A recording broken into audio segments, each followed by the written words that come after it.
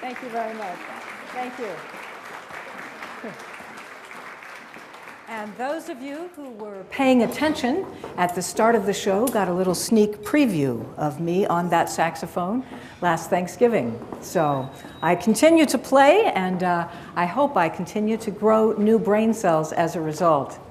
I'm very pleased to be here this morning, and thank you so much for inviting me to come and talk with you about a topic that, for quite obvious reasons, becomes increasingly important to me.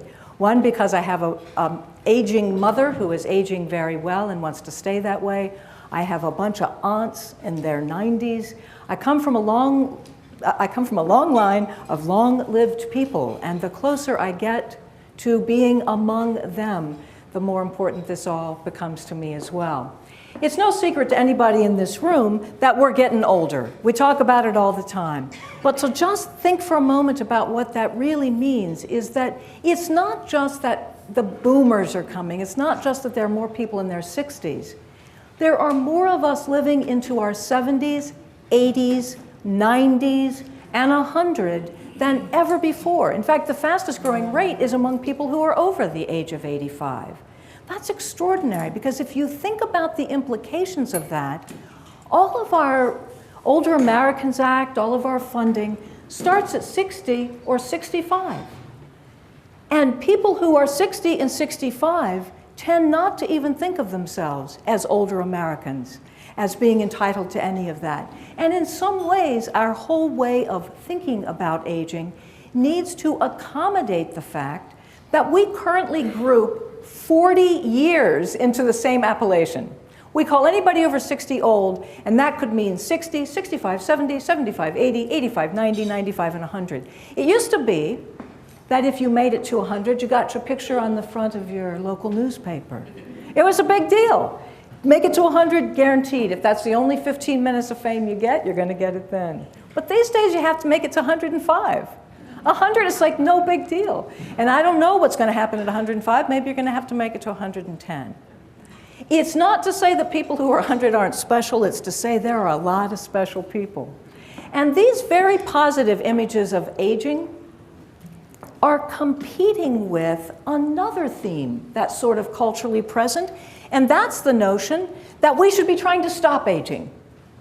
That in fact we should be looking for a fountain of youth, that we should be trying to fix things, save things, turn back the hands of time. And a lot of the conversation from the pharmaceutical industry, the nutraceutical industry, the cosmetic industry is about how to at least not look old. If you have to be old, at least don't look it. If you have to be old, at least don't feel it. And this has been, I have to tell you, a frustration in most of my life, trying to find images of successful positive aging that don't define it as staying young. My own mother, who is 87 years old, just turned 87, and thankfully is in excellent physical and mental health, told me when I used to ask her, because she's always been a very important role model to me, what do you think is the success of your success in aging? What do you think the success of Jane, the success of Dort? And she said, well, we just refuse to get old. So you got to do better than that. You are old. Okay? What do you mean you refuse to get old? Well, what I mean is you got to stay young at heart. I say, okay, young at heart, but why are all the images about positive notions have youth in them? Stay young at heart, refuse to get old, be as youthful as you can. And what I've come to appreciate is that when people talk about being young at heart, what they really mean is feeling vital. And we're going to talk about vitality in a breakout session later today, and how we can use the vitality that Gene Cohen talks about in the creative potential in the second half of life to feel that vitality. So for me, I've always been looking for the positive way to be old more than just being young. Now, interestingly, I'll tell you one more quick story about my mom, and then we'll move forward with Canary Courtship. My mother, who has always been this sort of young at heart person, on her 84th birthday, announced to me that she was finally old. And I said, what took you so long to catch up to this notion? Because think about it. When you're a child, your parents are always old. People are old when they're 20, 30, 40, 60, 80. She's always been old as far as I've been concerned, and I've looked on it as a positive thing. And she said, I'm tired now. Well, that's very interesting. Old age for her meant being tired. So we've been on this healthy aging kick for the last 3 years as I try to see if any of my theories will actually work on my mother.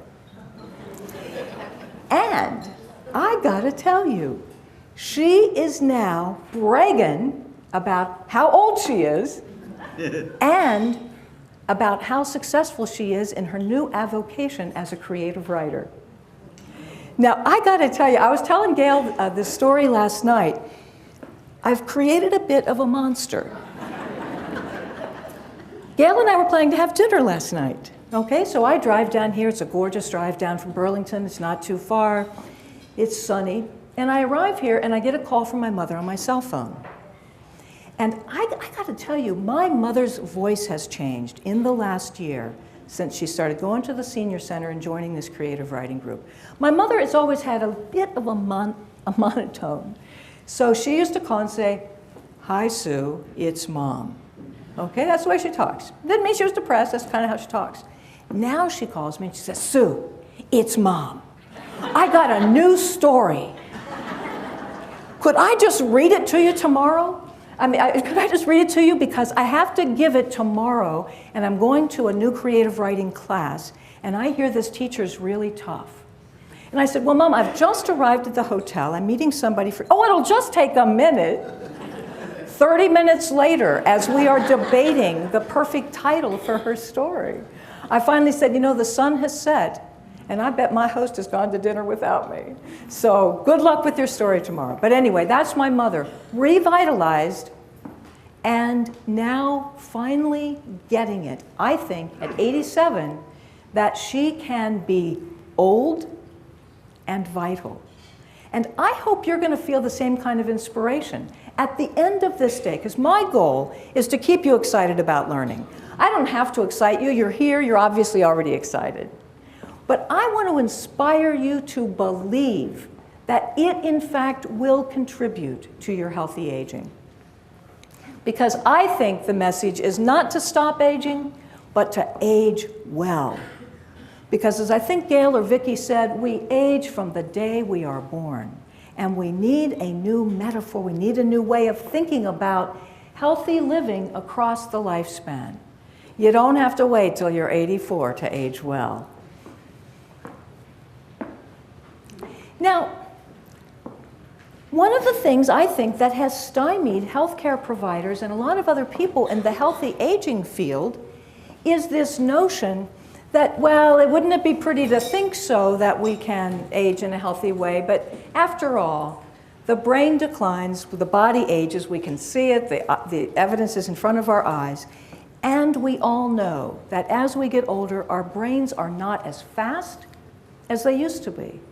And you can just see it in your everyday experience. You just sort of can't quite get the word you want, or can't remember something quite as easily, or problem solving may or may not come as quickly. And so we say, well, I guess decline is inevitable. And didn't we learn in high school biology that the brain is the one organ that can't repair itself? The brain does not make new brain cells. Well, that's what I was taught. I was taught it in high school biology. I was taught it in medical school. I was taught it when I was becoming a psychiatrist. I was taught it when I was becoming a neuropsychiatrist. And then 20 years ago, the story started changing. And that's the story I'm going to tell you today, because it's a really fun story.